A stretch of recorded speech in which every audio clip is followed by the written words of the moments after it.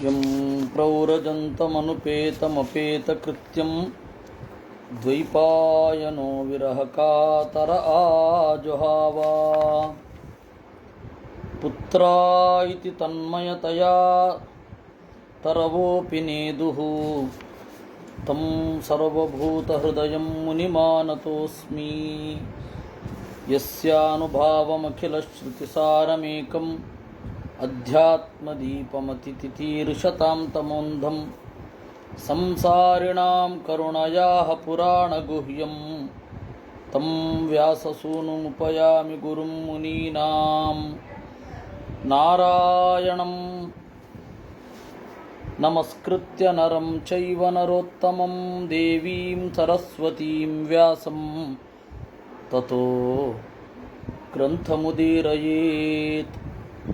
मातर्मे मातरिष्वन्न पितरतुलगुरो भ्रातरिष्टाप्तबन्धो स्वामिन् सर्वान्तरात्मन्नजरजरयितर्जन्ममृत्यामयानां गोविन्दे देहि भक्तिं भवति च भगवन्नूर्जितां निर्निमित्तां निर्व्याजां निश्चलां सद्गुणगणबृहतीं शाश्वतीम् आशुदेवा। ಪ್ರಚೇತಸರ ಯಜ್ಞದಲ್ಲಿ ನಾರದರು ಧ್ರುವನ ಬಗ್ಗೆ ಹೇಳಿದರು ಅಂತ ಕೇಳಿದಾಗ ಪ್ರಚೇತಸರು ಯಾರು? ಯಾಕೆಂದರೆ ಅವರು ಸತ್ರದಲ್ಲಿ ನಾರದರು ಭಾಗವಹಿಸಬೇಕು ಅಂದರೆ ಎಂತಹ ದೊಡ್ಡ ವ್ಯಕ್ತಿತ್ವ ಅವರದು. ಅದಕ್ಕೆ ಅವ್ರ ಬಗ್ಗೆ ಹೇಳಿ ಅಂತ ವಿದುರ ಕೇಳಿದ. ಮೈತ್ರೇಯರು ಹೇಳಲಿಕ್ಕೆ ಶುರು ಮಾಡಿದ್ರು. ಧ್ರುವ ಅವನಿಗೆ ಒಬ್ಬ ಮಗ ಉತ್ಕಲ ಅಂತ.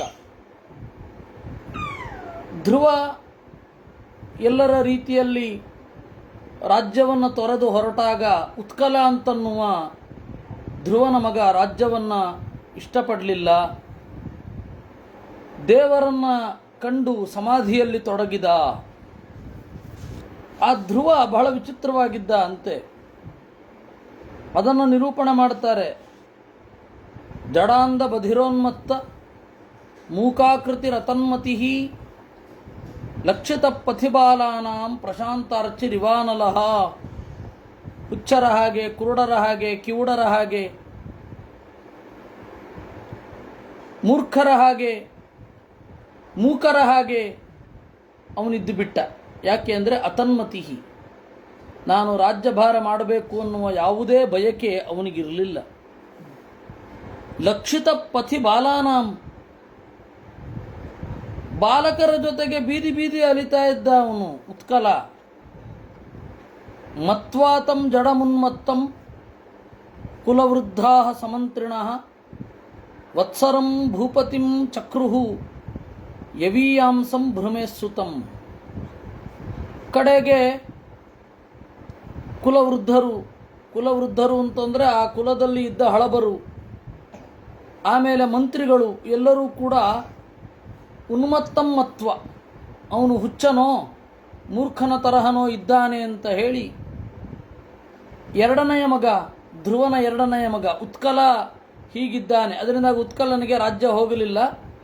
ಧ್ರುವನ ಎರಡನೆಯ ಮಗ, ಅವನ ಹೆಸರು ವತ್ಸರ ಅಂತ, ವತ್ಸರನನ್ನು ರಾಜನನ್ನಾಗಿ ಮಾಡಿದರು.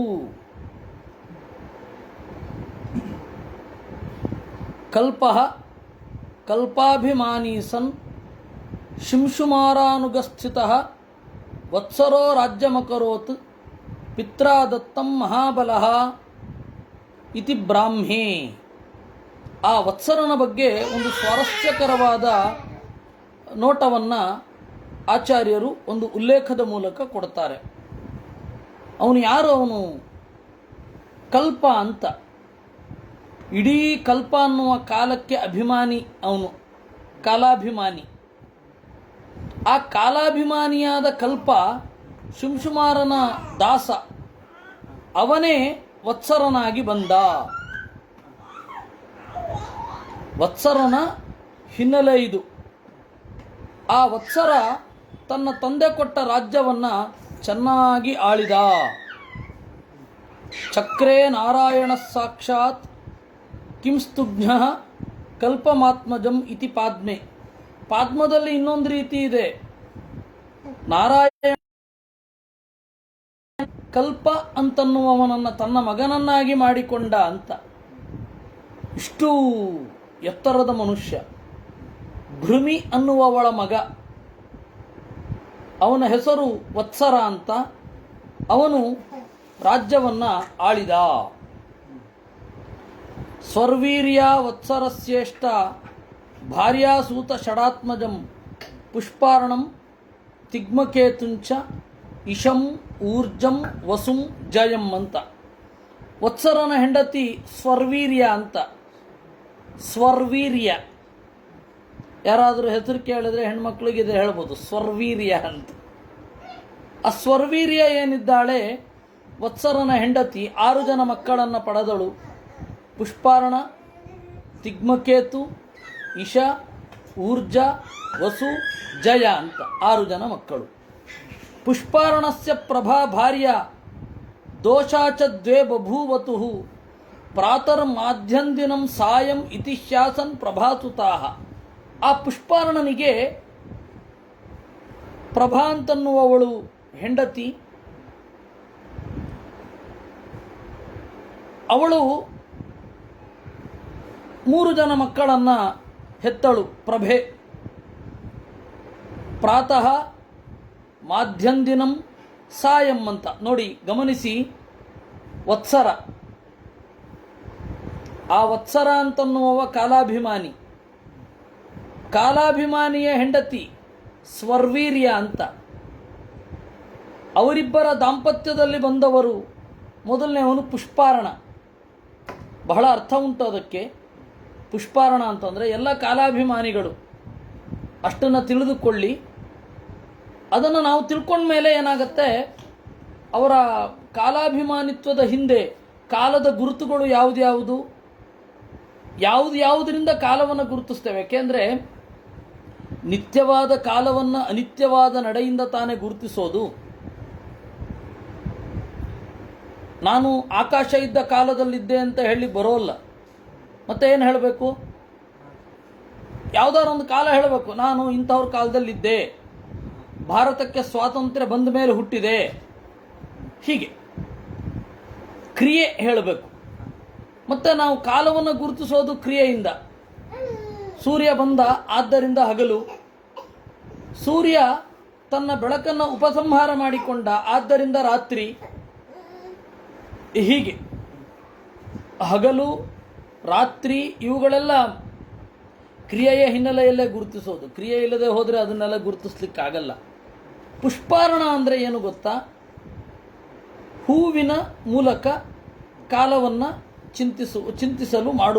ಚಿಂತಿಸಲು ಅನುಕೂಲ ಮಾಡಿಕೊಡುವವ ಪುಷ್ಪಾರ್ಣ ಅಂತ. ಅವನಿಗೆ ಬೆಳಕು ಅನ್ನುವವಳ ಹೆಂಡತಿ. ಅವಳಿಗೆ 3 ಜನ ಮಕ್ಕಳು. ನೆನಪಿಟ್ಟುಕೊಳ್ಳಿ, ಪ್ರಾತಃ ಬೆಳಗ್ಗೆ, ಮಧ್ಯಂದಿನ, ಸಾಯಂ ಅಂತ. ಇವರೆಲ್ಲ, ಅದಕ್ಕೆ ಇವರ ವಂಶವನ್ನೆಲ್ಲ ನಾವು ತಿಳ್ಕೊಳ್ಬೇಕು. ಯಾಕೆ ಅಂತಂದರೆ ಜಗತ್ತಿನ ಬಗ್ಗೆ ತಿಳ್ಕೊಳ್ಬೇಕು. ಯಾಕೆಂದರೆ ಇವರೆಲ್ಲರೂ ಕೂಡ ಬಹಳ ದೊಡ್ಡ ದೊಡ್ಡ ಪೋಸ್ಟಿನಲ್ಲಿರುವವರು, ನಮ್ಮ ದೈನಂದಿನವಾದ ಕ್ರಿಯೆಯನ್ನೆಲ್ಲ ಮಾಡಿದವರು. ಪ್ರದೋಷಶ್ಚ ನಿಶೀಥಶ್ಚ ವ್ಯುಷ್ಟಿರ್ದೋಷ ಸುತಾಸ್ತ್ರಯ. ಆಮೇಲೆ ಪುಷ್ಪಾರ್ಣನಿಗೆ ಇನ್ನೊಬ್ಬಳು ಹೆಂಡತಿ ದೋಷ ಅಂತ. ದೋಷ ಅಂತಂದರೆ, ದೋಷ ಅಂತ ಹೇಳಿದ್ರೆ ರಾತ್ರಿ. ಆ ದೋಷ ಅನ್ನುವ ರಾತ್ರಿಯಭಿಮಾನಿ ದೇವತೆಗೆ ಪ್ರದೋಷ, ನಿಶೀಥ, ವ್ಯುಷ್ಟಿ ಅಂತ 3 ಜನ ಮಕ್ಕಳು. ಪ್ರದೋಷ ಅಂದರೆ ಏನು ಗೊತ್ತಾ? ರಾತ್ರಿಗಿಂತ ಮೊದಲು ಬರುವ ಕಾಲ, ಅದನ್ನು ಪ್ರದೋಷ ಅಂತ ಕರೀತಾರೆ. 3 ಗಂಟೆಯಿಂದ 6 ಗಂಟೆಯವರೆಗಿನ ಕಾಲವನ್ನು ಪ್ರದೋಷ ಅಂತ ಕರೀತಾರೆ. 3 ಗಂಟೆಯಿಂದ 6 ಗಂಟೆಯವರೆಗಿನ ಕಾಲವನ್ನು ಪ್ರದೋಷ. ಆಮೇಲೆ ನಿಶೀಥ ಅಂದರೆ ಅರ್ಧರಾತ್ರಿ. ವ್ಯುಷ್ಟಿ ಅಂತಂದರೆ ಕಣ್ಣು ಯಾವುದಕ್ಕೂ ಹೊಂದಿಕೊಳ್ಳದೇ ಇರುವುದು, ನಸುಗತ್ತಲೆ. ಈ 3 ಜನ ದೋಷಾಳ ಮಕ್ಕಳು. ದೋಷ ಅಂದರೆ ರಾತ್ರಿ ಅಭಿಮಾನಿ. ವ್ಯುಷ್ಟಿಸ್ತುತಂ ಪುಷ್ಕರಿಣ್ಯಾಂ ಸರ್ವತೇಜಸ ಮಾದಧೆ. ವ್ಯುಷ್ಟಿ ಅನ್ನುವವ ಪುಷ್ಕರಣಿ ಅನ್ನುವವನಲ್ಲಿ ಸರ್ವತೇಜಸ್ ಅನ್ನುವ ಮಗನನ್ನು ಪಡೆದ. ಸಚಕ್ಷುಸ್ತುತಮಾಕೂತ್ಯಾಂ ಪತ್ನ್ಯಾಂ ಮನುಮವಾಪಃ ಮನೋರಸೂತ ಮಹಿಷಿ ವೈರಾಜ ನಡ್ವಲಾ ಸುತಾನ್. ಸಚಕ್ಷು ಸುತಂ, ಅಲ್ಲಿ ಏನಾಯಿತು, ಆಕೂತಿಯಲ್ಲಿ ಮನುವನ್ನು ಹೊಂದಿದ. ವೈರಾಜ ಅನ್ನುವವಳು, ಅವಳ ಹೆಸರು ನಡ್ವಲ ಅಂತ, ಅವಳು ಮನುವಿನಲ್ಲಿ ಮಗನನ್ನು ಪಡೆದಳು. ಪುರುಕುತ್ಸ, ತ್ರಿತ, ದ್ಯುಮ್ನ, ಸತ್ಯವಂತ, ಋತವ್ರತ, ಅಗ್ನಿಷ್ಟೋಮ, ಅತಿರಾತ್ರ, ಸುದ್ಯುಮ್ನ, ಶಿಬಿ, ಉಲ್ಮುಖ ಅಂತ ಇಷ್ಟು ಜನ. ಇವರಲ್ಲಿ ಬಹಳ ಜನ ವೇದದಲ್ಲಿ ಇದ್ದಾರೆ. ಪುರುಕುತ್ಸ, ತ್ರಿತ, ದ್ಯುಮ್ನ, ಸತ್ಯವಾನ್, ಋತವ್ರತ, ಅಗ್ನಿಷ್ಟೋಮ, ಅತಿರಾತ್ರ, ಇಷ್ಟೂ ಜನರು ವೇದದಲ್ಲಿ ಉಲ್ಲೇಖಿತರಾಗಿದ್ದಾರೆ. ನೀವು 1ನೇ ಮಂಡಲವನ್ನು ಮುಗಿಸುವಾಗ ಈ ಇಷ್ಟು ಜನ ರಾಜರ ಹೆಸರನ್ನು, 7 ಜನ ರಾಜರ ಹೆಸರನ್ನು ಪದೇ ಪದೇ ಕೇಳ್ತಾ ಇರ್ತೀರ. ಅದರಲ್ಲಿ ಕಡೆಯವ ಉಲ್ಮುಖ ಪುಷ್ಕರಿಣಿಯಲ್ಲಿ 6 ಜನ ಮಕ್ಕಳನ್ನು ಪಡೆದ. ಅಂಗ, ಸುನಾಸ, ಆಖ್ಯಾತಿ, ಕ್ರತು, ಆಂಗಿರಸ, ಗಯ, ಈ 6 ಜನ ಮಕ್ಕಳನ್ನು ಪಡೆದ. ಸುನೀತ ಅಂತ ಇದ್ದಾಳಲ್ಲ, ಅವಳು ಅಂಗನ ಹೆಂಡತಿಯಾದಳು. ಸುಷುವೆ ವೇನ ಮುದ್ಬಣಂ, ಅವಳು ವೇನನನ್ನು ಹೆತ್ತಳು. ವೇನ ಅಂದರೆ ಬಹಳ ಹಿಂಸೆ ಮಾಡ್ತಾನೆ ಅಂತ. ಈ ರಾಮಾಯಣದಲ್ಲಿ ಸಗರನ ಮಕ್ಕಳು, ಒಬ್ಬಳಲ್ಲಿ ಒಬ್ಬ ಮಗ, ಅವನು ಯಾರು ಅಂತ ಹೇಳಿದ್ರೆ ಅಸಮಂಜಸ, ಸರಿಯಿಲ್ಲ ಅಂತವನು. ಹಾಗೆ ಇವನು ವೇನ, ಅಸಮಂಜಸ ಅಂದರೆ ಸರಿ ಇಲ್ಲದಿದ್ದವನು. ಅವನ ಅಪ್ಪ ಅದೇನು ಹೆಸರಿಟ್ಟಿದ್ನೋ ಗೊತ್ತಿಲ್ಲ. ಇವನು ವೇನ ಅಂತ, ಅಂಗನ ಮಗ. ವೇನ ಅಂದರೆ ಹಿಂಸೆ, ವಿಪರೀತ ಹಿಂಸೆ ಮಾಡುವವ ಅಂತ. ಯದ್ದೌಶೀಲ್ಯಾತ್ ಸರಾಜರ್ಷಿ ನಿರ್ವಿಣ್ಣೋ ನಿರಗಾತ್ ಪುರಾತ್. ಅವನ ಕೆಟ್ಟ ನಡವಳಿಕೆಯಿಂದ ಬೇಸತ್ತು ಅಂಗ ತನ್ನ ರಾಜ್ಯದಿಂದ ರಾತ್ರೋರಾತ್ರಿ ಪಲಾಯನ ಮಾಡಿಬಿಟ್ಟ. ಇಲ್ಲ, ವಿಷ್ಟಿಯಿಂದ ಲಿಂಕ್ ಸಿಗತ್ತೆ, ಯಾಕೆಂದರೆ ಪುಷ್ಪಾರ್ಣ ಅಲ್ವಾ. ಪುಷ್ಪಾರ್ಣನ ಹೆಂಡತಿ ಪ್ರಭಾ ಮತ್ತು ದೋಷ. ಆ ದೋಷನ ಮಗ ವ್ಯುಷ್ಟಿ. ಪುಷ್ಪಾರ್ಣ ಯಾರು ಅಂತಂದರೆ ವತ್ಸರನ ಮಗ. ಧ್ರುವನ ಮಗ ವತ್ಸರ, ವತ್ಸರನ ಮಗ ಪುಷ್ಪಾರ್ಣ, ಪುಷ್ಪಾರ್ಣನ ಮಗ ವ್ಯುಷ್ಟಿ. ಅಲ್ಲಿ ಆ ಮೊಮ್ಮಕ್ಕಳ ಸಂತತಿ. ಯಮಂಗಶೇಪು ಕುಪಿತ ವಾಗ್ವಜ್ರ ಮುನಯಕ್ಕಿಲ ಗತಾಸೋಸ್ತಸ್ಯ ಭೂಯಸ್ತೆ ಮಮಂಥುರ್ ದಕ್ಷಿಣಂ ಕರಂ. ಈ ವೇನನನ್ನು ಋಷಿಗಳೆಲ್ಲ ಶಪಿಸಿ ಸಾಯಿಸಿದರು. ಸತ್ತು ಹೋದ ಅವನ ಬಲಗೈಯನ್ನು ಚೆನ್ನಾಗಿ ಕಡೆದರು. ಅರಾಜಕೇತು ಭೂಲೋಕೆ ದಸ್ಯುಭಿ ಪೀಡಿತಾ ಪ್ರಜಾ ಜಾತೋ ನಾರಾಯಣಾಂಶೇನ ಪೃಥು ರಾಜ ಕ್ಷಿತೀಶ್ವರ. ಈ ಭೂಮಿ ಅರಾಜಕ ಆಗಬಾರದು, ಕಳ್ಳರೆಲ್ಲ ಮೆರೆಯಬಾರದು ಅಂತ ಹೇಳಿ ಋಷಿಗಳೆಲ್ಲ ಪ್ರಾರ್ಥನೆ ಮಾಡಿದಾಗ ನಾರಾಯಣ ತನ್ನ ಆವೇಶವನ್ನು ಹೊಂದಿರುವ ಒಬ್ಬ ಜೀವನನ್ನು ಭೂಮಿಗೆ ಕಳುಹಿಸಿದ. ಅವನ ಹೆಸರು ಪೃಥು ಅಂತ ಹೇಳಿ. ವಿದುರ ಉವಾಚ ತಸ್ಯ ಶೀಲನಿಧೇ ಸಾಧೋ ಬ್ರಹ್ಮಣ್ಯಸ್ಯ ಮಹಾತ್ಮನಃ ರಾಜ್ಞ ಕಥಮಭೂದುಷ್ಟ ಪ್ರಜಾ ಯದ್ವಿಮನಾಯಯೌ. ವಿದುರ ಕೇಳ್ತಾನೆ, ಅವನು ಶೀಲನಿಧಿ, ಬ್ರಹ್ಮಣ್ಯ, ಸಾಧು, ಇಂತಹ ರಾಜ ಅಂಗ. ಅಂತಹ ಒಳ್ಳೆ ರಾಜನಿಗೆ ಇಂತಹ ಕೆಟ್ಟ ಮಗ ಹೇಗೆ ಹುಟ್ಟಿದ? ಸಾಮಾನ್ಯವಾಗಿ ಒಳ್ಳೆ ಅಪ್ಪಂದರಿಗೆ ಕೆಟ್ಟ ಮಕ್ಕಳೇ ಹುಟ್ಟೋದು. ಪ್ರಹ್ಲಾದನಿಗೆ ವಿರೋಚನ ಹುಟ್ಟಲಿಲ್ವೇ? ಒಳ್ಳೆಯ ಅಪ್ಪನಿಗೆ ಕೆಟ್ಟ ಮಗ ಹುಟ್ಟಬಾರದು ನಿಯಮವೇ ಇಲ್ಲ. ಮತ್ತೆ ಮಗನನ್ನು ನೋಡಿ ಅಪ್ಪನನ್ನು ಅಳೆಯೋದಲ್ಲ, ಮಗಳನ್ನು ನೋಡಿ ಅಮ್ಮನನ್ನು ಅಳೆಯೋದಲ್ಲ. ಕಿಂಚಾಂಹೋ ವೇನಮುದ್ದಿಶ್ಯ ಬ್ರಹ್ಮದಂಡ ಮಯೂಯುಜನ್ ದಂಡವು ರಥಧರೇ ರಾಜ್ಞಿ ಮುನಯೋ ಧರ್ಮಕೋವಿದಾಹ. ಯಾವ ಪಾಪ ಮಾಡಿದ ವೇನ ಅಂತ ಹೇಳಿ ಎಲ್ಲ ಬ್ರಾಹ್ಮಣರು ಶಾಪ ಕೊಟ್ಟರು. ಏಕೆಂದರೆ ಅವನು ದಂಡವ್ರತಧರ ರಾಜ. ರಾಜನಿಗೆ ಶಾಪ ಕೊಟ್ಟರೆ ಒಂದು ಉಲ್ಲೋಲ ಕಲ್ಲೋಲ ಆಗ್ತದೆ ಎಲ್ಲವೂ ಕೂಡ. ಅಂತಹ ರಾಜನಿಗೆ ಶಾಪ ಕೊಟ್ಟರಲ್ಲಪ್ಪ. ನಾವಧ್ಯೇಯ ಪ್ರಜಾಪಾಲ ಪ್ರಜಾಭಿರಘವಾನಪಿ ಯದಸೌ ಲೋಕಪಾಲಾನಾಂ ಬಿಭರ್ತ್ಯೋಜ ಸ್ವತೇಜಸ. ಪಾಪಿಷ್ಠನಾಗಿದ್ದರೂ ಕೂಡ ರಾಜನನ್ನು ಅವಮಾನಿಸಬಾರದು. ಯಾಕೆಂದರೆ ಲೋಕಪಾಲಕರ ಅವಳಿಗೆ ಕೊಟ್ಟು ಭಾಗವತಕ್ಕೆ ಅಡ್ಡಿ ಆಗಬಾರ್ದು ಅಂತ ಹೇಳು, ಅವಳಿಗೆ ಹೇಳು. ಯದಸೌ ಲೋಕಪಾಲಾನಾಂ ಬಿಭರ್ತ್ಯೋಜ ಸ್ವತೇಜಸ. ಯಾಕೆಂದರೆ ಎಲ್ಲ ಲೋಕಪಾಲಕರ ಒಂದು ಪರಾಕ್ರಮವನ್ನು ಅಂಶವನ್ನು ಅವನು ಧರಿಸಿರ್ತಾನೆ. ಏತದಾಕ್ಷಾಹಿ ಮೇ ಬ್ರಹ್ಮನ್ ಸುನೀತಾತ್ಮಜ ಚೇಷ್ಟಿತಂ ಶ್ರದ್ಧಧಾನಾಯ ಭಕ್ತಾಯ ತ್ವಂಪರಾವರ ವಿತ್ತಮಃ. ಏತದಾಕ್ಷಾಹಿ, ಸುನೀತನ ಮಗನ ಕ್ರಿಯೆಯ ಬಗ್ಗೆ ಹೇಳು. ಏಕೆಂದರೆ ಶ್ರದ್ಧದಾನಾಯ ಭಕ್ತಾಯ, ಅತ್ಯಂತ ಶ್ರದ್ಧೆಯನ್ನು ಇಟ್ಟುಕೊಂಡು ನಾನು ಕೇಳ್ತಾ ಇದ್ದೇನೆ, ಹೇಳು. ಮೈತ್ರೇಯ ಉವಾಚ ಅಂಗೋಶ್ವಮೇಧಂ ರಾಜರ್ಷಿ ಆಜಹಾರ ಮಹಾಕ್ರತುಂ ನಾಜಗ್ಮುಹು ದೇವತಾಸ್ತಸ್ಮಿನ್ ಆಹೂತ ಬ್ರಹ್ಮವಾದಿಭಿಹಿ. ಆಗ ಮೈತ್ರೇಯರು ಹೇಳಿದರು, ಅಂಗ ಅಶ್ವಮೇಧ ಯಾಗವನ್ನು ಮಾಡಿದ. ಅಂದರೆ ಮನುವಿನ ಮಗ ಅವನು, ವೈವಸ್ವತ ಮನುವಿನ ಮಗ. ಅಂತಹ ಅಂಗ ದೊಡ್ಡ ಯಾಗವನ್ನು ಮಾಡಿದ, ಅಶ್ವಮೇಧ. ದೇವತೆಗಳು ಯಾರೂ ಬರಲೇ ಇಲ್ಲ ಹವಿಸ್ಸಿಗೆ.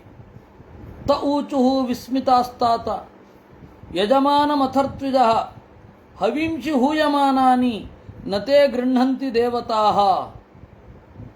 ಪುರೋಹಿತರಿಗೆ ಅಚ್ಚರಿ.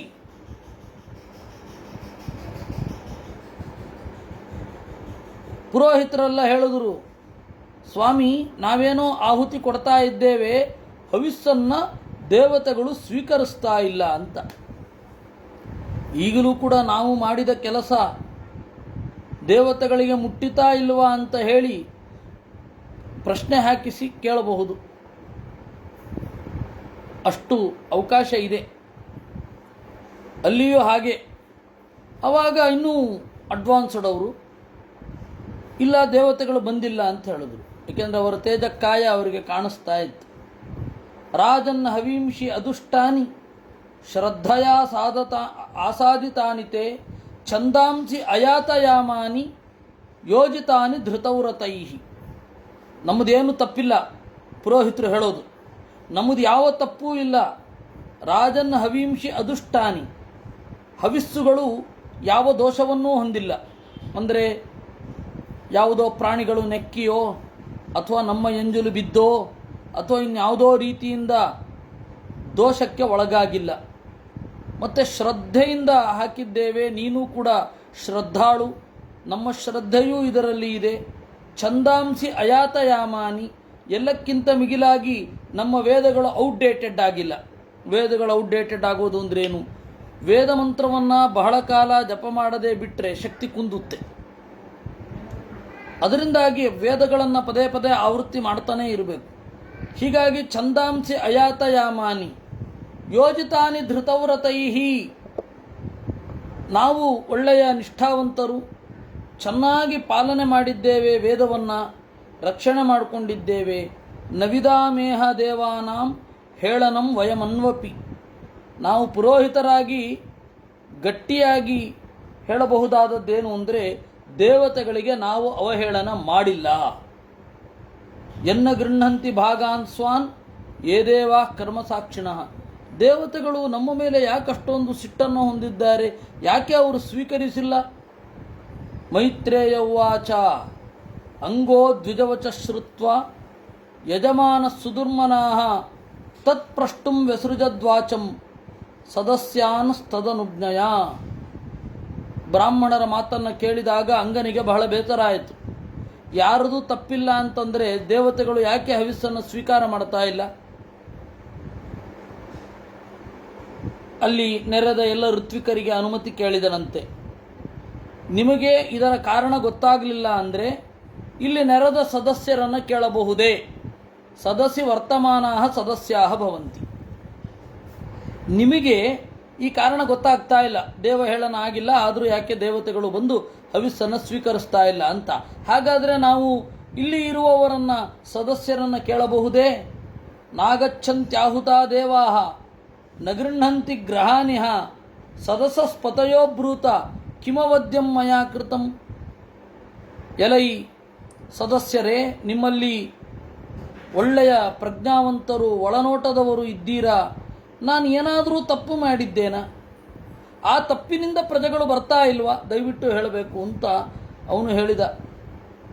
ಆಗ ಅವರು ಹೇಳಿದರಂತೆ, ಸದಸ್ಯ ಊಚುಹು, ಸಭೆಯಲ್ಲಿ ಕುಳಿತವರೆಲ್ಲ ಹೇಳಿದರು, ನರದೇವೇಹ ಭವತಃ ನಾವದ್ಯಂ ಕಿಂಚನಾಸ್ಥಿತಂ ಅಸ್ತೇಕಂ ಪ್ರಾಕ್ತನಮಗಂ ಯದಿ ಹೇದೃಕ್ ತ್ವಮಪ್ರಜಃ. ನರದೇವ, ನೀನು ಯಾವ ತಪ್ಪನ್ನೂ ಮಾಡಿಲ್ಲ, ಆದರೆ ಹಳೆಯ ತಪ್ಪು ಒಂದಿದೆ.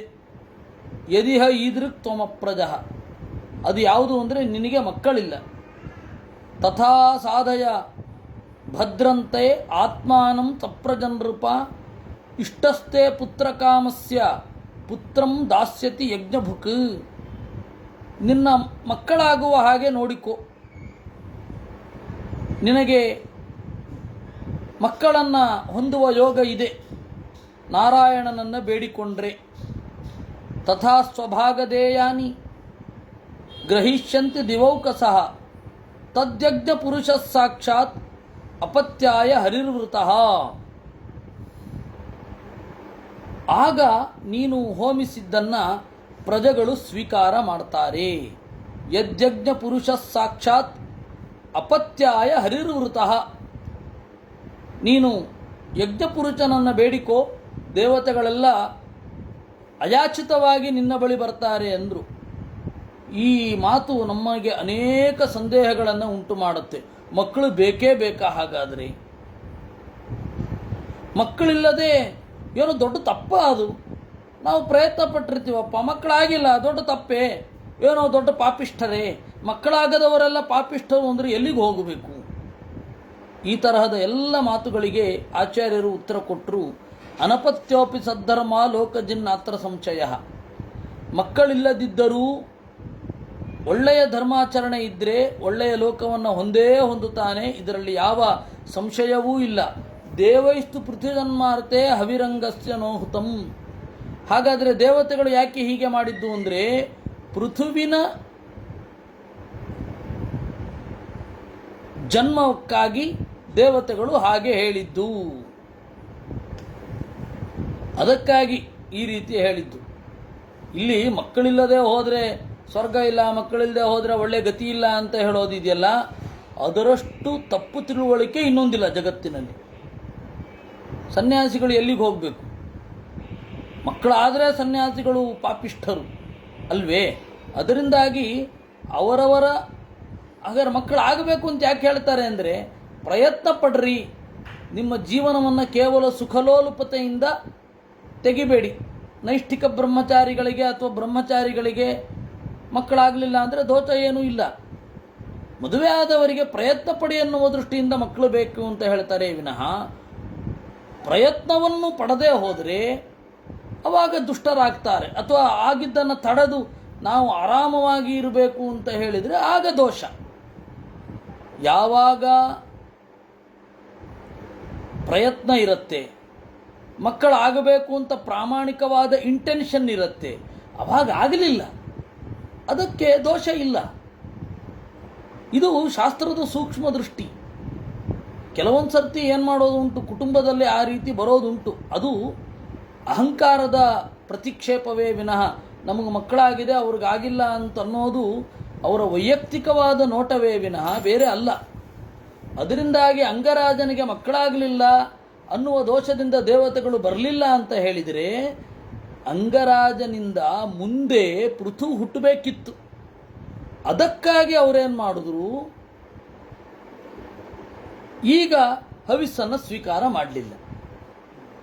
ಸರಿ, ಅವನಿಗೆ ಯಾಕೆ ಮಕ್ಕಳಾಗಿರಲಿಲ್ಲ ಅಂಗರಾಜನಿಗೆ? ಯಾಕೆಂದರೆ ಅಶ್ವಮೇಧ ಮಾಡುವಾಗ ಸರಿಸುಮಾರು 40-50 ವರ್ಷ ಆದರೂ ಆಗಿರಲೇಬೇಕು. ಅಶ್ವಮೇಧ ಯಾಗ ಮಾಡುವಾಗ ಇವತ್ತಿನ ಲೆಕ್ಕದ ಪ್ರಕಾರ ತೆಗೆದುಕೊಂಡ್ರೆ 50 ವರ್ಷ ಆಗಿರ್ಬೇಕು, ಅವತ್ತು ಇನ್ನೂ ಜಾಸ್ತಿ.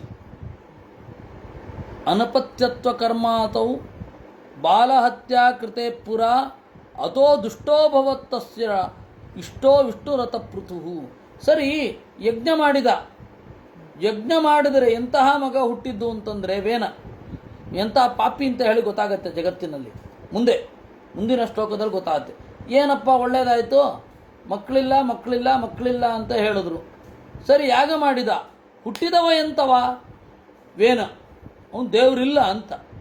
ದೇವರ ಪ್ರಸಾದದಿಂದ ಹುಟ್ಟಿದ ಮಗ ದೇವರಿಲ್ಲ, ನನಗೇನೆ ನೀವು ಶ್ರಾದ್ದಾದಿಗಳನ್ನು ಮಾಡಬೇಕು ಅಂತ ಹೇಳಿದ್ನಲ್ಲ, ಇದೆಂಥ ಕರ್ಮರಿ ಅಂದರೆ ಆಚಾರ್ಯರು ಹೇಳಿದ್ರು, ಯಜ್ಞ ಮಾಡಿದ್ರಿಂದಾಗಿ ವೇನ ಹುಟ್ಟಿದ್ದಲ್ಲಪ್ಪ, ಅವನ ಪಾಪ ಬೇರೆ ಇತ್ತು.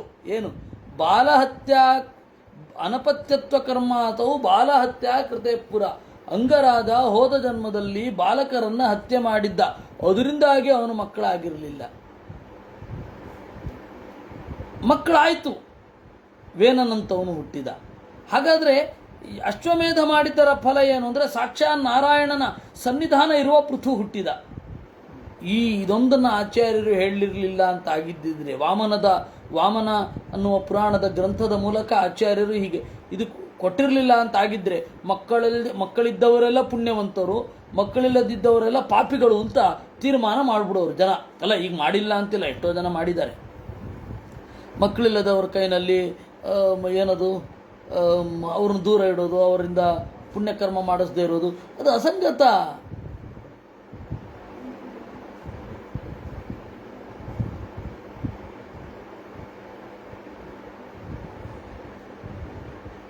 ಅದು ಅಸಂಗತ. ಮಕ್ಕಳಿಲ್ಲದ ಮಾತ್ರಕ್ಕೆ ಅವರು ಪಾಪಿಷ್ಠರಾಗಲ್ಲ. ಈ ಹೆಣ್ಣು ಮಕ್ಕಳು ಮಾಡೋದ್ರಿಂದಾಗಿ ಅವ್ರಿಗೆ ಮಕ್ಕಳಿಲ್ಲ, ಅದರಿಂದಾಗಿ ಅವ್ರ ಹತ್ರ ಮುಟ್ಟಿಸ್ಬೇಡಿ, ಅವ್ರ ಹತ್ರ ಏನನ್ನ ಎಂಥದ್ದು ಹುಚ್ಚುಚ್ಚು ಮಾಡ್ತಾರೆ. ಅದರಿಂದಾಗಿ ಜನಕ್ಕೇನು ಭಾವನೆ ಬಂದ್ಬಿಟ್ಟಿದೆ ಅಂದರೆ, ಶಾಸ್ತ್ರದಲ್ಲಿ ಹೀಗಿದೆಯೇನೋ, ಶಾಸ್ತ್ರದಲ್ಲಿ ಹಾಗಿಲ್ಲ. ಎಷ್ಟೋ ಜನ ವಿದ್ವಾಂಸರು ಹೇಳಿರ್ಲಿಕ್ಕೂ ಸಾಕು, ಪೆದ್ದುಗಳು ಬೇಕಷ್ಟಿದ್ದಾವಲ್ಲ ನಮ್ಮಲ್ಲಿ, ಅವುಗಳು ಹೇಳಿರ್ಲಿಕ್ಕೂ ಸಾಕು. ಹಾಗಿಲ್ಲ. ಅಲ್ಲಿ ಆಚಾರ್ಯರು ಸ್ಪಷ್ಟವಾಗಿ ಮಹಾಭಾರತ ತಾತ್ಪರ್ಯ ನಿರ್ಣಯದಲ್ಲೂ ಹೇಳಿದ್ದಾರೆ, ಇಲ್ಲಿಯೂ ಹೇಳಿದ್ದಾರೆ. ಮಹಾಭಾರತ ತಾತ್ಪರ್ಯ ನಿರ್ಣಯದಲ್ಲಿ ಎಲ್ಲಿ ಹೇಳಿದ್ದಾರೆ ಅಂದರೆ, ಈ ಪಾಂಡು ಎಲ್ಲ ಋಷಿಗಳ ಜೊತೆಗೆ ಬ್ರಹ್ಮಲೋಕಕ್ಕೆ ಹೋಗ್ತಾನೆ. ಆಗ ಋಷಿಗಳು ತಡೆದು, ಇಲ್ಲ ನೀನು ಮಕ್ಕಳಾಗದೆ ಬರುವಂತಿಲ್ಲ ಅಂತ ಹೇಳಿಬಿಡ್ತಾರೆ. ಹಾಗೆ ಹೇಳಿದವ್ರಿಗೆ ಯಾರಿಗೂ ಮಕ್ಕಳಾಗಿಲ್ಲ, ಅದೊಂದು ತಮಾಚೆ.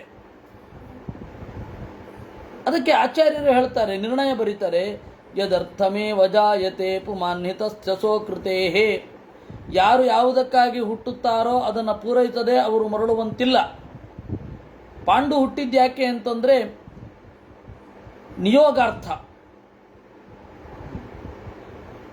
ಧರ್ಮರಾಜ, ಭೀಮಸೇನ, ಅರ್ಜುನ, ಅಶ್ವದೇವತೆಗಳು ಅಂದರೆ ನಕುಲ ಸಹದೇವರು ಹುಟ್ಟಲಿಕ್ಕಾಗಿ ಆ ಮೂಲ ರೂಪದೊಡನೆ ನಿಯೋಗ ಪದ್ಧತಿಗಾಗಿ ಅವನು ಹುಟ್ಟಿದ್ದಿದ್ದು ಅಂತ ಅವನ ಉದ್ದೇಶವೇ ಅದು. ಅದನ್ನು ಮಾಡಿದ ಕೂಡಲೇ ಅವನು ಇರಲೇ ಇರಲಿಲ್ಲ, ಹೋಗಿದ್ದೆ ಸೀದಾ.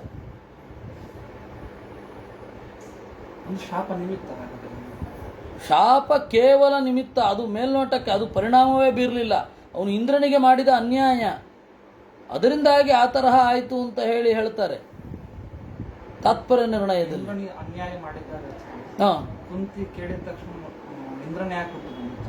ಅದರಲ್ಲೇನಿದೆ? ಕುಂತಿಯ ತಪಸ್ಸಿನ ಫಲ. ಅವನು ಏನು ತೀರಾ ಸಣ್ಣ ಅನ್ಯಾಯ. ಇಂದ್ರ ಒಂದು ಸರ್ತಿ ಶಚಿಯ ಹತ್ತಿರ ಹೋಗ್ತಾ ಇದ್ದಾಗ ತಡಕ್ಕ ಅಡ್ಡ ಬಂದ. ಇಂದ್ರನ ಆನಂದಕ್ಕೆ 1-2-3 ನಿಮಿಷ ತಡ ಆಯಿತು. ಅಷ್ಟರ ಮಾತ್ರದಿಂದಲೇ ಇಷ್ಟು ದೊಡ್ಡ ಅವನಿಗೆ ಮಾನುಷ್ಯ ಲೋಕದಲ್ಲಿ ಭೋಗ ಇಲ್ಲ, ಸ್ತ್ರೀ ಭೋಗ. ಸ್ವಲ್ಪೋಪಿ ದೋಚ ಉರುತಾಂ ಅಭಿಯಾತಿ ಶಾಶ್ವತ್ ಅಂತ ಹೇಳ್ತಾರೆ. ಅದು ಯಾವಾಗ ಬಂದಿದೆ? ಅದು 20ನೇ ಅಧ್ಯಾಯ, 21ನೇ ಅಧ್ಯಾಯ, ಆಮೇಲೆ ಇನ್ನೂ ಹಿಂದಿನ 13ನೇ ಅಧ್ಯಾಯದಲ್ಲೆಲ್ಲ ಬಂದಿದೆ. ಅದು ಕಿಂದಮನ ಶಾಪ ಅಂತನ್ನೋದು ಜನರಿಗೆ ಕಂಡದ್ದು. ನಿಜವಾದ ಕಾರಣ ಅಂದರೆ ಇದು.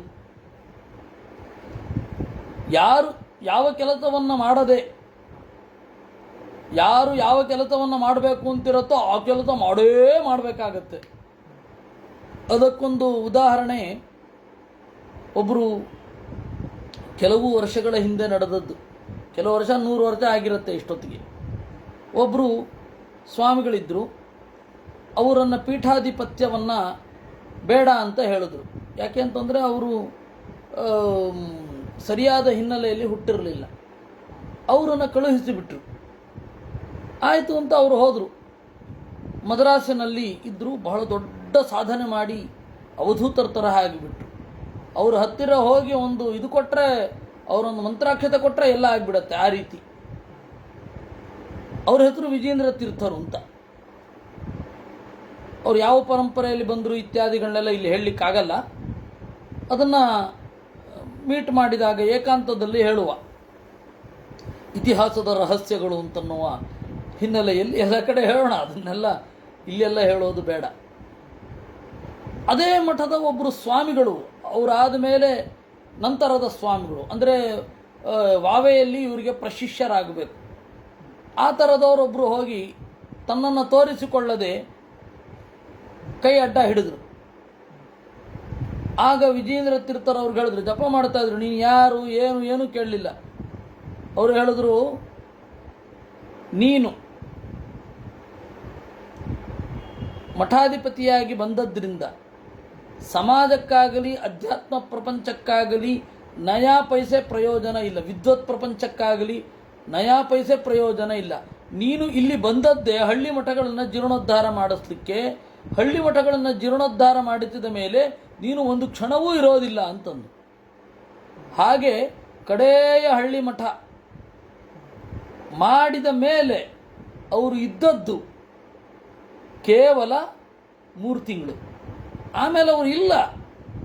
ಯಾರು ಯಾವುದಕ್ಕಾಗಿ ಬರ್ತಾರೋ ಅದನ್ನು ಪೂರೈಸಿದ ಮೇಲೆ ಅವರು ಇರಲಿಕ್ಕೆ ಬಿಡೋಲ್ಲ. ಯಾರು ಯಾವುದಕ್ಕಾಗಿ ಬರ್ತಾರೋ ಅದನ್ನು ಪೂರೈಸದೆ ಅವರು ಮರಳುವಂತಿಲ್ಲ. ಅಷ್ಟೇ. ಇದು ದೇವರ ಸಂಕಲ್ಪ ಅಷ್ಟೇ. ಅಲ್ಲಿ ಹುಟ್ಟೋದು ಸಾಯೋದು ಅದೆಲ್ಲ ನಗಣ್ಯ. ದೇವರ ಸಂಕಲ್ಪ ಹೀಗೆ. ಅದರಿಂದ ಪಾಂಡುವಿಗೆ ಹೇಳಿದ್ದು ಆ ಉದ್ದೇಶದಿಂದ, ಇಲ್ಲಿಯೂ ಅಂಗನಿಗೆ ಹೇಳಿದ್ದು ಅದೇ. ಪೃಥು ಹುಟ್ಟಬೇಕಿತ್ತು, ಅದಕ್ಕೆ ನಾವು ಹವಿಸ್ಸನ್ನು ಸ್ವೀಕಾರ ಮಾಡೋಲ್ಲ ಹೇಳಿದ್ರು ಅವರು. ಅಷ್ಟೇ ವಿನಃ ಅವನು ತಪ್ಪು ಮಾಡಿದ್ದಾನೆ ಅಂತಲ್ಲ. ಮತ್ತೆ ಆ ಯಾಗ ಮಾಡಿದ್ರಿಂದಾಗಿ ನೋಡಿ ವೇನನಂತ ಮಗ ಹುಟ್ಟಿದ ಅಂತ ಅನ್ಬಾರದು. ಯಾಗ ಮಾಡಿದ್ದರ ಫಲ ಪೃಥು, ಬಾಲಹತ್ಯೆಯ ಫಲ ವೇನ. ಇದನ್ನು ಅರ್ಥ ಮಾಡ್ಕೊಳ್ಬೇಕು. ಆಚಾರ್ಯರೊಂದೊಮ್ಮೆ ಬಂದಿರಲಿಲ್ಲ ಅಂತ ಆಗಿದ್ದರೆ ಇದು ಬಹಳ ತಪ್ಪಿರ್ತಿತ್ತು. ಅಲ್ಲ, ಈಗಾಗಲೇ ತಪ್ಪಾಗಿದೆ. ಯಾಕಂದರೆ ಆಚಾರ್ಯರು ಬಂದಮೇಲೂ ಈ ಓದಿದವರು ಎಷ್ಟು ಜನ. ತಾನ್ಸ್ತಾನ್ ಕಾಮಾನ್ ಹರಿರ್ ದದ್ಯಾತ್ ಯಾನ್ಯಾನ್ ಕಾಮಯತೆ ಜನಃ ಆರಾಧಿಸೋ ಯಥೈವೇಚಃ ತಥಾ ಪುಂಸಾಂ ಫಲೋದಯ. ನೀವು ದೇವರನ್ನು ಭಕ್ತಿಯಿಂದ ಆರಾಧನೆ ಮಾಡಿದರೆ ಆಯಾ ಫಲಗಳನ್ನು ಅವನು ಕೊಡ್ತಾನೆ. ತಸ್ಮಾತ್ ಪುರುಷ ಉತ್ತಸ್ಥೌ ಇತಿ ವ್ಯವಸಿತ ವಿಪ್ರಾಸ್ ತಸ್ಯ ರಾಜ್ಞ ಪ್ರಜಾತಯೇ ಪುರೋಡಾಶಂ ನಿರವಪನ್ ಶಿಪಿವಿಷ್ಟಾಯ ವಿಷ್ಣವೇ. ಆಗ ಬ್ರಹ್ಮನ ಅನುಮತಿಯನ್ನು ಪಡೆದರು. ಬ್ರಹ್ಮ ಯಜ್ಞ ಯಾವ ದಿಕ್ಕಿನಲ್ಲಿ ಹೋಗುತ್ತೆ ಅನ್ನೋದನ್ನು ನೋಡ್ತಾ ಇರುವವನು. ಒಂದು ರೀತಿ ಹಡಗಿನ ಕ್ಯಾಪ್ಟನ್ ಇದ್ದ ಹಾಗೆ. ಅವನು ಅಥರ್ವ ವೇದವನ್ನು ಕಲಿತವ. ಯಜ್ಞದಲ್ಲಿ ಏನಾಗ್ತಾ ಇದೆ, ಏನಾಗಬೇಕು, ಯಜ್ಞವನ್ನು ಹೇಗೆ ಮುಂದುವರಿಸಬೇಕು ಇತ್ಯಾದಿಗಳ ಜವಾಬ್ದಾರಿ ಅಥರ್ವ ವೇದದ ಪುರೋಹಿತನಿಗೆ. ಅವನನ್ನು ಬ್ರಹ್ಮ ಅಂತ ಕರೀತಾರೆ. ಆ ಬ್ರಹ್ಮ ಏನಿದ್ದಾನೆ ಅವನು ಏನು ಮಾಡಿದ್ದಾನೆ? ಪುರೋಡಾಚಂ ಹೇಳಿದ, ಶಿಪಿವಿಷ್ಟ ನಾಮಕ ವಿಷ್ಣುವಿಗೆ ಆಹುತಿ ಕೊಡ್ರಿ. ಕೊಟ್ಟರು. ತಸ್ಮಾತ್ ಪುರುಷ ಉತ್ತಸ್ಥೌ ಹೇಮಮಾಲ್ಯಮಲಾಂಬರ ಹಿರಣ್ಮಯೇನ ಪಾತ್ರೇಣ ಸಿದ್ಧಮಾದಾಯ ಪಾಯತಂ. ಅಲ್ಲಿಂದ ಒಬ್ಬ ಬಂಗಾರದ ಬಟ್ಟೆ ತೊಟ್ಟ, ಬಿಳಿಯ ಬಟ್ಟೆಯನ್ನುಟ್ಟ ಒಬ್ಬ ಎದ್ದು ಬಂದ. ಬಂಗಾರದ ಪಾತ್ರೆ ಇತ್ತು ಅವನ ಕೈಯಲ್ಲಿ, ಅದರ ಒಳಗಡೆ ಹಾಲಿನಲ್ಲಿ ಬೇಯಿಸಿದ ಅನ್ನ. ನಮಗೆ ದಶರಥನಿಗೆ ಮಾತ್ರ ಹಾಗಾಗಿತ್ತು ಅಂತ ಅನ್ಕೊಂಡ್ಬಿಟ್ಟಿದ್ವಿ. ನೋಡಿ, ಇಲ್ಲೂ ಹಾಗಾಗಿದೆ.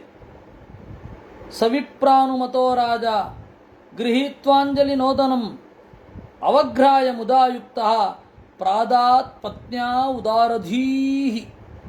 ಬ್ರಾಹ್ಮಣರ ಅನುಮತಿಯನ್ನು ಪಡೆದು ಆ ಯಜ್ಞದ ವೇದಿಯ ನಡುವೆ ಇರುವ, ಯಜ್ಞಕುಂಡದ ನಡುವೆ ಇರುವ ಪುರುಷನಿಂದ ಅನ್ನವನ್ನು ಸ್ವೀಕರಿಸಿ, ಓದನಂ ಅಂದರೆ ಅನ್ನವನ್ನು ಸ್ವೀಕರಿಸಿ, ಅವಘ್ರಾಯ ಅದರ ಪರಿಮಳವನ್ನು ನೋಡಿ ಆಮೇಲೆ ಪತ್ನಿಗೆ ಕೊಟ್ಟ. ಸಾತತ್ಪುಂಸವನಂ ರಾಜ್ಞಿ ಪ್ರಾಶ್ಯರ್ಥೌ ಪತ್ಯುರಾದಧೆ ತತಃಕಾಲ ಉಪಾವೃತ್ತೆ ಕುಮಾರಂ ಸುಷುವೆ ಪ್ರಜಾ. ಅವಳೇನು ಮಾಡಿದಳು? ಅದನ್ನು ಸ್ವೀಕಾರ ಮಾಡಿದಳು. ಪುಂಸವನ ಆಯಿತು. ಪುಂಸವನ ಆದ ಮೇಲೆ ಋತುವಿನಲ್ಲಿ ಗಂಡನಿಂದ ಇದನ್ನು ಪಡೆದಳು, ರೇತಸ್ಸನ್ನು ಪಡೆದಳು. ಎಲ್ಲರೂ ಏನು ಅನ್ಕೊಂಡ್ಬಿಟ್ಟಿದ್ದಾರೆ, ಪಾಯಸದಿಂದ ಮಕ್ಕಳಾಗತ್ತೆ ಅಂತ. ಪಾಯಸದಿಂದ ಎಲ್ಲಿಯೂ ಮಕ್ಕಳಾಗಲ್ಲ. ಮಕ್ಕಳಾಗಬೇಕಾದದ್ದು ಗಂಡನಿಂದಲೇ. ಪಾಯಸ ಅನ್ನೋದು ಅನುಗ್ರಹದ ಚಿಹ್ನೆ ಅಷ್ಟೆ.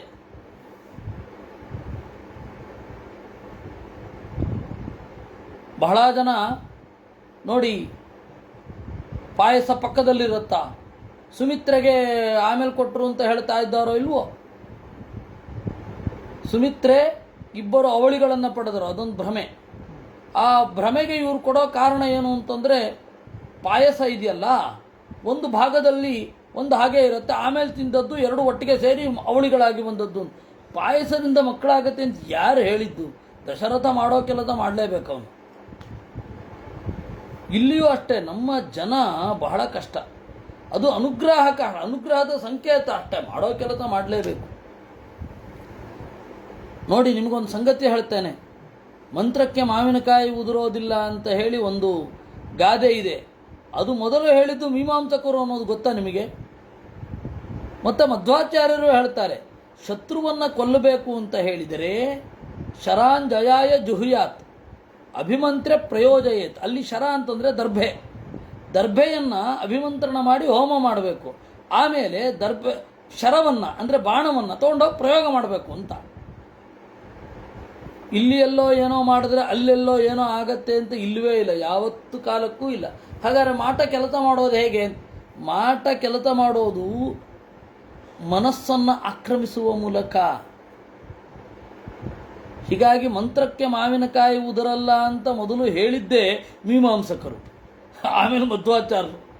ಶರಾಂಜಯಾಯ ಜುಹುಯಾತ್, ಒಣ ಹುಲ್ಲನ್ನು ಹೋಮ ಮಾಡಬೇಕು. ಅಭಿಮಂತ್ರ್ಯ, ಶರ ಅಂದರೆ ಒಣ ಹುಲ್ಲು ಅಂತನೂ ಅರ್ಥ ಇದೆ, ಬಾಣ ಅಂತನೂ ಅರ್ಥ ಇದೆ. ಆಮೇಲೆ ಬಾಣವನ್ನು ಅಭಿಮಂತ್ರಣ ಮಾಡಿ ಪ್ರಯೋಗ ಮಾಡಬೇಕು ಅಂತ. ಮನುಷ್ಯ ಪ್ರಯತ್ನ ಇಲ್ಲದೆ ಆಗೋಲ್ಲ, ಮಾಡಲೇಬೇಕು.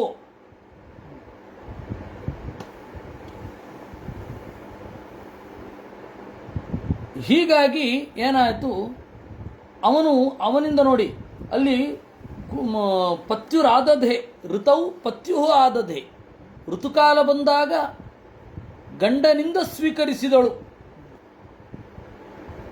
ಏನು ಸ್ವೀಕರಿಸಿದಳು ಅಂತ ಗೊತ್ತಿರುತ್ತೆ ನಿಮಗೆ. ತತಃಕಾಲ ಉಪಾವೃತ್ತೆ ಕುಮಾರಂ, ಆಮೇಲೆ ಕಾಲ ಬಂದ ಮೇಲೆ ಅಂದರೆ 9 ತಿಂಗಳಾದ ಮೇಲೆ ಮಕ್ಕಳಾಯಿತು. ಸಬಾಲಯೇವ ಪುರುಷಃ ಮಾತಾಮಹಂ ಅನೂರತಃ ಅಧರ್ಮಾಂಚೋದ್ಭವಾನ್ ಮೃತ್ಯುಂ ತೇನಾಭವದ್ ಅಧಾರ್ಮಿಕಃ. ಸಬಾಲಯೇವ, ಅವನು ಪುಟ್ಟವನಾಗಿದ್ದಾಗಿಂದ ಅಜ್ಜನನ್ನು ಹೊತ್ತು ಬಿಟ್ಟಿದ್ದ. ಮಾತಾಮಹ ಮನೂರತಃ, ಮಾತಾಮಹ ಅಂದರೆ ತಾಯಿಯ ತಂದೆ. ತಾಯಿ ಯಾರ ಮಗಳು ಅಂತಂದರೆ ಅಧರ್ಮಾಂಚೋದ್ಭವಂ ಮೃತ್ಯುಂ, ಅಧರ್ಮದ ಪ್ರತಿನಿಧಿಯಾದ ಮೃತ್ಯುವನ್ನು ಅನುಸರಿಸಿದ. ಅಂದರೆ ತಾಯಿ ಕಡೆ ಜೀನ್ಸ್ ವರ್ಕ್ ಆಗೋಯ್ತು. ಅದರಿಂದಾಗಿ ಅಭವದ್ ಅಧಾರ್ಮಿಕ, ಅವನು ಅಧಾರ್ಮಿಕನಾದ.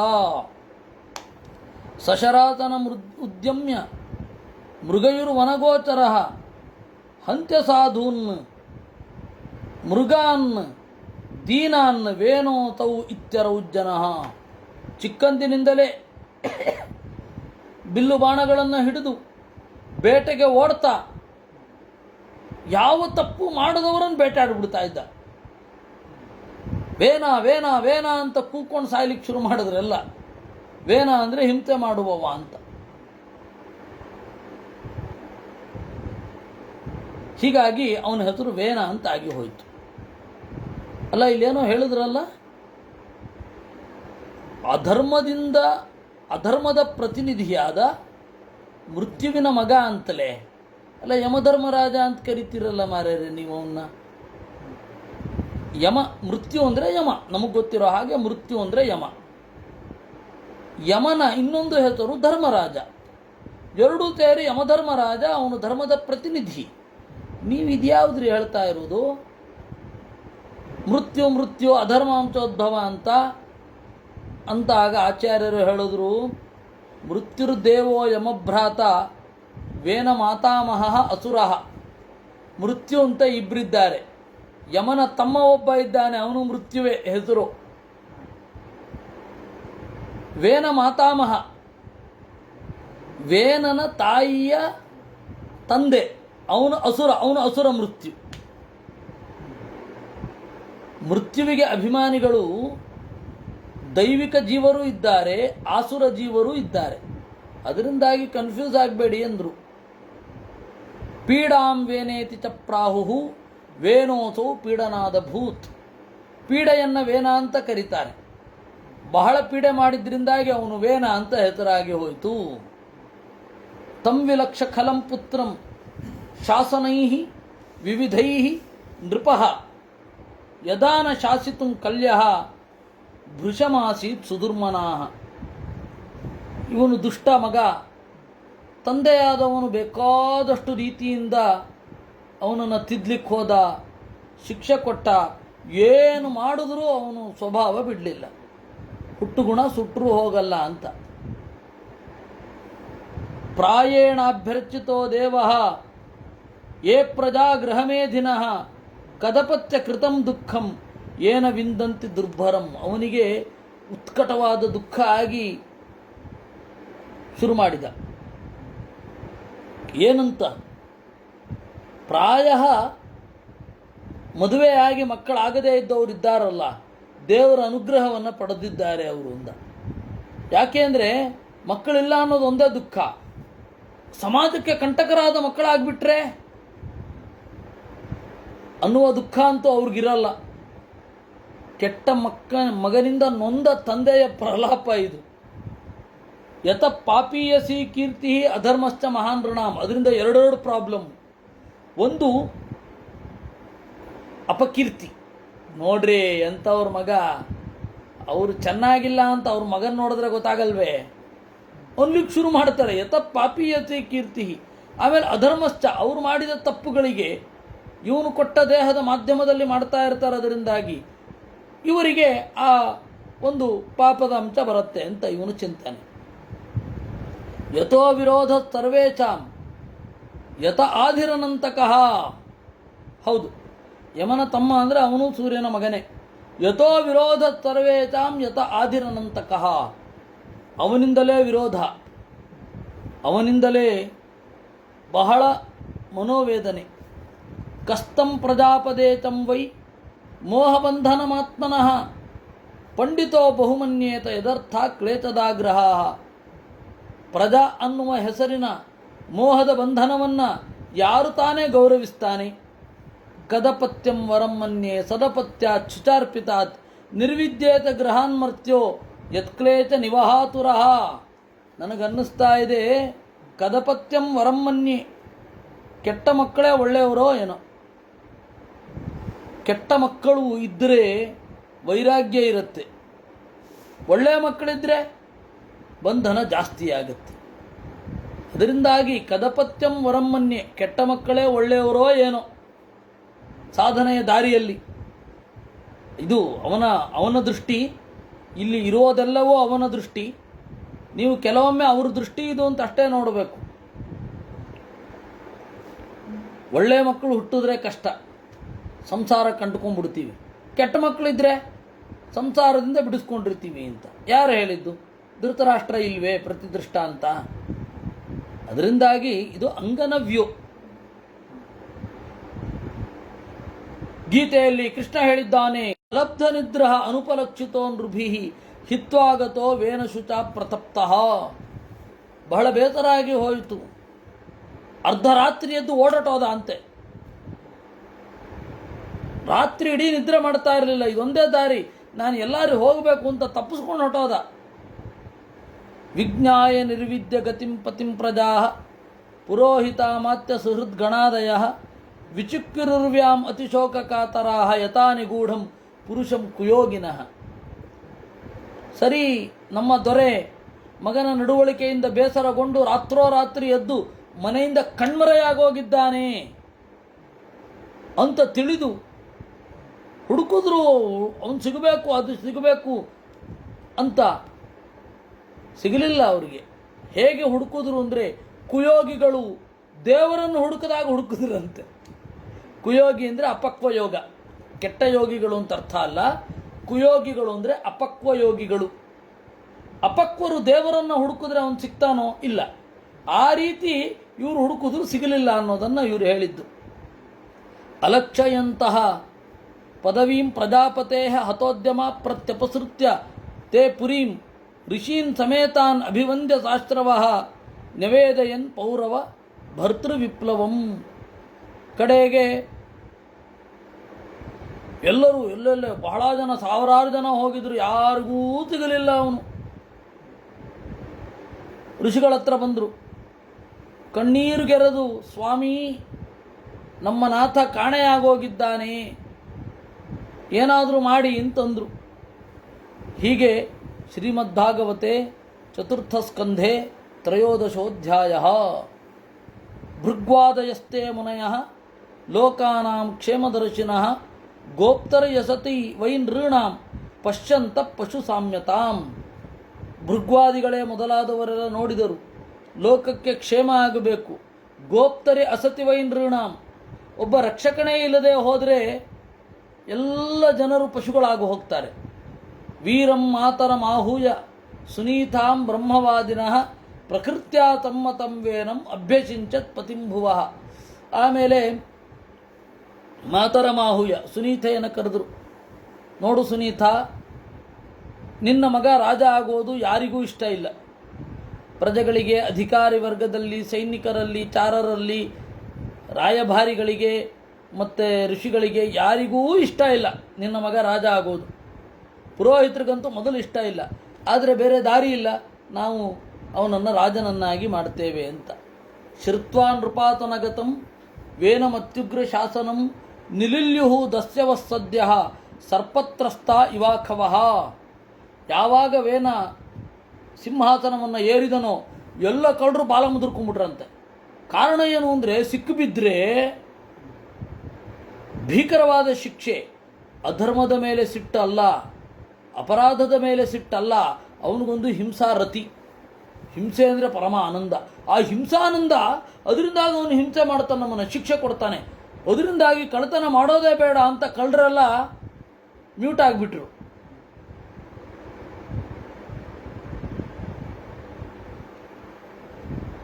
ಎಲ್ಲರೂ ಕೂಡ ಅಂಡರ್ಗ್ರೌಂಡ್ ಸೇರಿಬಿಟ್ರು ಅಂತ ಹೇಳಿ ಈ ಬೆಂಗಳೂರು ರೋಡಿ ಭಾಷೆಯಲ್ಲಿ ಹೇಳೋದಾದರೆ ಎಲ್ಲರೂ ಒಳಗಡೆನೆ. ಸಾರೂಢ ನೃಪಸ್ಥಾನ ಉನ್ನದ್ಧೋಷ್ಟ ವಿಭೂತಿಭಿ ಅವಮೇನೆ ಮಹಾಭಾಗಾನ್ ಸ್ತಬ್ಧ ಸಂಭಾವಿತ ಸ್ವಯಂ. ಯಾವಾಗ ಸಿಂಹಾಸನವನ್ನು ಏರಿದ 8 ಜನ ದಿಕ್ಪಾಲಕರ ಒಂದು ಸನ್ನಿಧಾನ ಇತ್ತು, ಎಲ್ಲರನ್ನ ಅವಮಾನ ಮಾಡಿದ ಅಂತೆ. ಏವಂ ಮದಾಂಧ ಉತ್ಸಿಕ್ತ ನಿರಂಕುಶೈವ ದ್ವಿಪ ಪರ್ಯಟನ್ ರಥಮಾಸ್ಥಾಯ ಕಂಪಯನ್ನಿವರೋದಸಿ. ಮದಾಂಧನಾಗಿ ಅಂಕುಶಕ್ಕೆ ಸಿಗದ ಆನೆಯ ಹಾಗೆ ಯದ್ವಾ ತದ್ವಾ ಓಡಾಡಿದ. ನಯಷ್ಟವ್ಯಂ ನದಾತವ್ಯಂ ನಹೋತವ್ಯಂ ದ್ವಿಜಾಕ್ವಚಿತ್ ಇತಿನ್ಯವಾರಯದ್ಧರ್ಮಂ ಭೇರಿ ಘೋಷೇಣ ಸರ್ವತಃ. ಎಲ್ಲ ಕಡೆ ಭೇರಿ ಘೋಷಣೆ ಮಾಡಿಸಿದ. ನಯಷ್ಟವ್ಯಂ, ಯಾರೂ ಕೂಡ ಯಾಗ ಮಾಡತಕ್ಕದ್ದಲ್ಲ.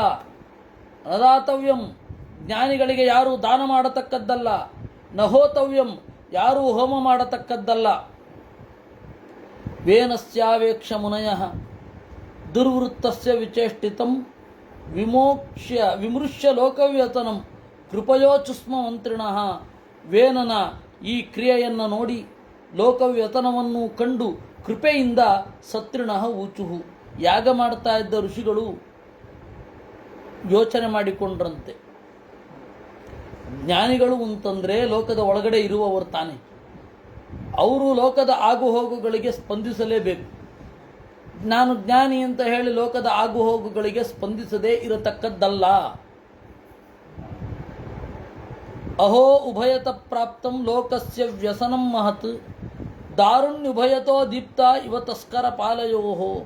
ಅವರು ಅಂದುಕೊಂಡ್ರಂತೆ, ಛೇ ಛೇ ಛೇ, ಎರಡೂ ಕಡೆಯಿಂದ ಎಂತಹ ದುಃಖ.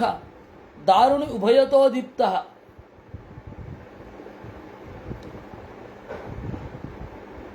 ಒಂದು ಕಟ್ಟಿಗೆ ಇದೆ, ಮೇಲ್ಗಡೆಯಿಂದಲೂ ಬೆಂಕಿ ಇದೆ, ಕೆಳಗಡೆಯಿಂದಲೂ ಬೆಂಕಿ ಇದೆ. ಕಟ್ಟಿಗೆ ಏನಾಗಬೇಕು? ಸುಡಲೇಬೇಕು ಪೂರ್ತಿ. ಪ್ರಜೆಗಳ ಪರಿಸ್ಥಿತಿ ಹಾಗಾಗಿದೆ ಎಂದರು. ಅರಾಜಕ ಭಯಾದೇಚ ಕೃತೋ ರಾಜ ಅತದರ್ಹಣಃ ತಥೋಪ್ಯಾಸೀತ್ ಭಯಂ ತ್ವದ್ಯ ಕಥಂ ಸ್ಯಾತ್ ಸ್ವಸ್ತಿ ದೇಹಿನಾಂ. ಅರಾಜಕವಾಗಿರಬಾರದು ಅಂತ ಹೇಳಿ ನಾವು ಇವನಿಗೆ ರಾಜ್ಯಭಾರವನ್ನು ಕೊಟ್ಟಿದ್ದು. ಅರಾಜಕವಾಗಿದ್ದರೆ ಏನು ಪರಿಸ್ಥಿತಿ ಇತ್ತೋ ಅದಕ್ಕಿಂತ ಘೋರ ಪರಿಸ್ಥಿತಿ ಈಗ ಬಂದ್ಬಿಟ್ಟಿದೆ. ಅಹೇರಿವ ಪಯಪೋಷಃ ಪೋಷಕಸ್ಯಾಪ್ಯನರ್ಥಕೃತ್. ಹಾವಿಗೆ ಹಾಲೆರೆದರೆ ವಿಷ ಜಾಸ್ತಿ ಆಗತ್ತೆ, ಹಾವಿನದ್ದೇ ವಿನಃ ಬೇರೆ ಅಲ್ಲ. ವೇನಃ ಪ್ರಕೃತ್ಯೈವ ಖಲಃ ಸುನೀತಾ ಗರ್ಭತಂಭವಃ ನಿರೂಪಿತ ಪ್ರಜಾಪಾಲಃ ಸಜಿಘಾಂಸತಿ ವೈಪ್ರಜಾಃ. ವೇನ ಸಹಜವಾಗಿಯೇ ದುಷ್ಟ, ಸುನೀತೆ ಗರ್ಭದಿಂದ ಹುಟ್ಟಿದವ. ನಿರೂಪಿತ ಪ್ರಜಾಪಾಲಃ, ಏನೋ ಪ್ರಜೆಗಳನ್ನು ರಕ್ಷಣೆ ಮಾಡ್ತಾನೆ ಅಂತ ಅಂದುಕೊಂಡ್ವಿ, ಈ ತರಹ ಪ್ರಜೆಗಳನ್ನು ಕೊಲ್ತಾ ಇದ್ದಾನೆ. ತಥಾಪಿ ಸಾಂತ್ವಯಾಮೈನಂ ಮಾಸ್ಮಾನಸ್ತತ್ಪಾತಕಂ ಸ್ಪೃಶೇತ್ ತದ್ವಿದ್ವದ್ಭಿರಸದ್ವೃತ್ತಃ ವೇನೋಸ್ಮಾಭಿಕೃತೋ ನೃಪಃ. ನಾವು ಅವನಿಗೆ ಸಾಂತ್ವನ ಹೇಳೋಣ, ಅವನ ಅಭಿಪ್ರಾಯವನ್ನು ತೆಗೆದುಕೊಳ್ಳದೆ ಅವನಿಗೆ ಹೇಳೋದೆ ಅವನನ್ನು ಕೊಲ್ಲಬಾರದು ಅವನನ್ನು. ಸುಮ್ಮನೆ ಹೋಗಿ ಕೊಲ್ಲೋದೇನು, ಅವನು ಎಂತಹ ದುಷ್ಟನೇ ಇರಲಿ, ಒಮ್ಮೆ ಹೇಳಬೇಕು ಅಂತ ಅಂದುಕೊಂಡ್ರು. ಸಾಂತ್ವಿತೋ ಯದಿನೋ ವಾಚಂ ನಗರಹಿಷ್ಯತ್ಯಸತ್ ಅಧರ್ಮಕೃತ್ ಲೋಕ ಧಿಕ್ಕಾರ ಸಂದಗ್ಧಂ ದಹಿಷ್ಯಾಮ ಸ್ವತೇಜಸ. ನಾವು ಸಾಂತ್ವನ ಮಾಡಿದರೂ ಕೂಡ ಅವನದನ್ನು ಕೇಳದೆ ಹೋದರೆ ಆಗ ಖಂಡಿತವಾಗಿ ಸುಡೋಣ. ಅಂದರೆ ಜ್ಞಾನಿಗಳು ಲೋಕದ ನಡೆಯಲ್ಲಿ ಅನಿವಾರ್ಯವಾದಾಗ ಪ್ರವೇಶ ಮಾಡಲೇಬೇಕು. ಏವಂ ಅಧ್ಯವಸಾಯೈನಂ ಮುನಯೋ ಗೂಢಮನ್ಯಮಃ ಉಪವ್ರಜ್ಯ ಅಬ್ರುವನ್ವೇನಂ ಸಾಂತ್ವಯಿತ್ವಾಥ ಸಾಮಭೀಃ. ಆಗ ಎಲ್ಲ ಮುನಿಗಳು ಸೀದ ವೇನನ ಹತ್ತಿರ ಹೋಗಿ ಹೇಳಿದರಂತೆ, ನೃಪವರ್ಯ ನಿಬೋಧೇದಂ ಯದ್ಧಿ ವಿಜ್ಞಾಪಯಾಮ ಭೋಹೋ ಆಯುಶ್ರೀ ಬಲಕೀರ್ತೀನಾಂ ತವತಾತ ವಿವರ್ಧನಂ. ಅಪ್ಪ ವೇನ, ನೀನು ರಾಜರಲ್ಲಿ ಅಗ್ರಗಣ್ಯ, ಅವತ್ತು ಬಹಳ ಪ್ರಧಾನವಾದ ಸ್ಥಾನದಲ್ಲಿ ಅವನಿದ್ದ. ನಮ್ಮ ಮಾತನ್ನು ಕೇಳು, ನಿನ್ನ ಆಯುಷ್ಯ, ಸಂಪತ್ತು, ಬಲ, ಕೀರ್ತಿ ಇವುಗಳೆಲ್ಲ ಬೆಳೆಯುವಂತಹ ಒಂದು ಮಾರ್ಗವನ್ನು ಹೇಳ್ತೇವೆ. ಧರ್ಮ ಆಚರಿತ ಪುಂಸಾಂ ಮನಃ ವಾಂಗ್ಮನ ಕಾಯ ಬುದ್ಧಿಭಿಃ ಲೋಕಾನ್ ವಿಶೋಕಾನ್ ವಿತರತಿ ಅಪ್ಯಾನಂತ್ಯಂ ಅಸಂಗಿನಾಂ. ಧರ್ಮವನ್ನು ಆಚರಣೆ ಮಾಡಿದ್ರೆ ಈ ಲೋಕದಲ್ಲಿ ಗೌರವ. ಅದು ಧರ್ಮ ಅಂದರೆ ಕೇವಲ ರಿಚುವಲ್ಸ್ ಅಂತ ಅರ್ಥ ಇಲ್ಲವೇ ಇಲ್ಲ. ಧರ್ಮ ಅಂತ ಹೇಳಿದರೆ ರಿಚುವಲ್ಸು ಹೌದು. ಧರ್ಮ ಅನ್ನೋದು ಮಾತು, ಮನಸ್ಸು, ದೇಹ, ಬುದ್ಧಿ ಇವುಗಳ ಮೂಲಕವಾಗಿ ಮಾಡಿದರೆ ಲೋಕಾನ್ ವಿಶೋಕಾನ್ ವಿತರತಿ, ಜನರನ್ನು ದುಃಖದಿಂದ ರಹಿತರನ್ನಾಗಿ ಮಾಡುತ್ತೆ. ಅಪ್ಯಾನಂತ್ಯಂ ಅಸಂಗಿನಾಂ, ನಿಷ್ಫಲಾಪೇಕ್ಷೆಯಿಂದ ಮಾಡಿದರೆ ಆನಂತ್ಯವನ್ನೂ ಕೊಡುತ್ತೆ. ಸತೇ ಮಾ ವಿನಚೇದ್ವೀರ ಪ್ರಜಾನಾಂ ಕ್ಷೇಮಲಕ್ಷಣಃ ಯಸ್ಮಿನ್ ವಿನಷ್ಟೇ ನೃಪತಿ ಐಶ್ವರ್ಯಾತ್ ಅವರೋಹತಿ. ಆ ತರಹದ ಧರ್ಮ ನಿನ್ನ ಪಾಲಿಗೆ ಇದೆ, ಅದನ್ನು ಮರೆಯಬೇಡ, ಕೊಲ್ಲಬೇಡ. ಅದು ನಾಶ ಆದರೆ ರಾಜನ ಬಾಳುವೆಯೇ ಇಲ್ಲ. ರಾಜನ್ ಅಸಾಧ್ವಸಮ್ಮಾತ್ಯೇಭ್ಯ ಚೋರಾದಿಭ್ಯ ಪ್ರಜಾನೃಪ ರಕ್ಷಣ್ಯಥಾ ಬಲಿಂ ಗೃಹ್ಣನ್ ಯಹಚ ಪ್ರೇತ್ಯ ಮೋದತೆ. ರಾಜ ಪ್ರಜೆಗಳನ್ನು ರಕ್ಷಣೆ ಮಾಡಬೇಕು ಇಬ್ಬರಿಂದ, ಒಂದು ಒಳಗಡೆಯ ಕಳ್ಳರಿಂದ, ಇನ್ನೊಂದು ಹೊರಗಡೆಯ ಕಳ್ಳರಿಂದ. ಒಳಗಡೆಯ ಕಳ್ಳರು ಯಾರು ಅಂತಂದರೆ ಅಮಾತ್ಯರು, ಮಂತ್ರಿಗಳು ಮೊದಲಾದವರು. ಅವರು ದಾರಿ ತಪ್ಪಿದರೆ ವಿಪರೀತ ಸಮಸ್ಯೆ. ಇವರೆಲ್ಲ ಒಳಗಡೆಯ ಕಳ್ಳರು, ಧರ್ಮಾಚಾರವನ್ನು ಹಾಳು ಮಾಡುವವರು, ತಪ್ಪಾಗಿ ಯೋಚನೆ ಮಾಡುವವರು, ತಾವು ಭ್ರಮೆಗಳಲ್ಲಿ ಮುಳುಗಿ ಬೇರೆಯವರನ್ನು ಭ್ರಮೆಯಲ್ಲಿ ಮುಳುಗಿಸುವವರು, ಅವರೆಲ್ಲ ಅಸಾಧುಗಳು. ಆಮೇಲೆ ಕೆಟ್ಟ ಅಮಾತ್ಯರು, ದುರಾಸೆ ಇರುವ ಅಮಾತ್ಯರು, ಸಲಹೆಗಾರರು, ಅವರಿಂದ ಪಾರಾಗಬೇಕು. ಆವಾಗ ಪ್ರಜೆಗಳ 1/6 ಟ್ಯಾಕ್ಸ್ ಆಗಿ ತೆಗೆದುಕೊಳ್ಳುವ ರಾಜ ಏನಿದ್ದಾನೆ ಅವನು ಇಲ್ಲಿಯೂ ಅಲ್ಲಿಯೂ ಸುಖವಾಗಿ ಇರ್ತಾನೆ. ಯಸ್ಯ ರಾಷ್ಟ್ರೇ ಪುರೇ ಚೈವ ಭಗವಾನ್ ಯಜ್ಞಪೂರುಚಃ ಯುಜ್ಯತೆ ಸ್ವೇನ ಧರ್ಮೇಣ ಜನೈರ್ ವರ್ಣಾಶ್ರಮಾತ್ಮಕೈ. ಯಾವ ರಾಷ್ಟ್ರದಲ್ಲಿ ನಾರಾಯಣ ಚೆನ್ನಾಗಿ ಪೂಜಿಸಲ್ಪಡ್ತಾನೋ ವರ್ಣಾಶ್ರಮಗಳಿಂದ, ಅಂತಹ ರಾಜನ ಮೇಲೆ ಭಗವಾನ್ ಭೂತಭಾವನಃ ಪರಿತುಷ್ಯತಿ ವಿಶ್ವಾತ್ಮ ತಿಷ್ಠತೋ ನಿಜ ಶಾಸನೆ. ದೇವರು ಪ್ರೀತನಾಗ್ತಾನೆ. ತಸ್ಮಿನ್ ಸ್ತುಷ್ಟೇ ಕಿಮಪ್ರಾಪ್ಯಂ ಜಗತಾಂ ಈಶ್ವರೇಶ್ವರೇ ಲೋಕಾ ಸಪಾಲಾಹೇ ತಸ್ಮೈ ಹರಂತಿ ಬಲಿಮಾದೃತಾಃ. ಅವನು ಸಂತುಷ್ಟನಾದರೆ ಇನ್ನೇನಿದೆ, ಎಲ್ಲರೂ ಅವನ ಬಗೆಗೆ ಪ್ರೀತಿಯನ್ನು ತೋರಿಸ್ತಾರೆ, ಅವನಿಗೆ ಯಾವುದರ ಕೊರತೆಯೂ ಆಗುವುದಿಲ್ಲ ಅಂತ ಹೇಳುತ್ತಾರೆ. ಇನ್ನೂ 2 ಶ್ಲೋಕಗಳುಂಟು, 22 ಮತ್ತು 23.